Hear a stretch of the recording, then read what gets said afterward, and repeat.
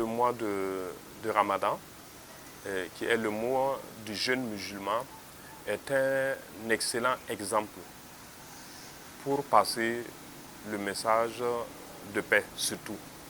Parce que tout l'enseignement du jeûne de Ramadan vise à nous faire nous maîtriser nous-mêmes, nous dominer, combattre notre intérêt pour les besoins matériels et pour nos désirs passionnels.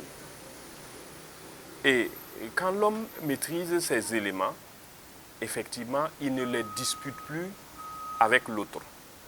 Alors, si j'arrive à maîtriser ces éléments et en sus, on me demande de partager ce que tu n'as pas mangé, il faut donner à l'autre. Alors, l'intérêt pour lequel on se bat, on laisse cet intérêt-là à l'autre. Alors, on va créer un climat de confiance et c'est un message de paix. Finalement, c'est dans nos interactions humaines, dans ma parole, dans mon regard, dans l'action de ma main, que le conflit naît. Voilà.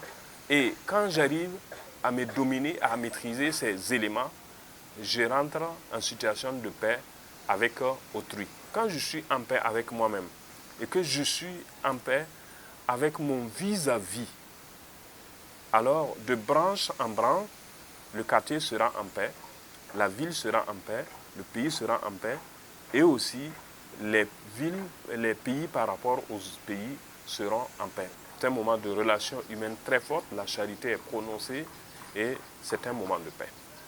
Quelle est l'importance de ma prière? Si au sortir de la mosquée, je ne suis pas encore plus proche des humains, quelle est l'importance de mon jeûne?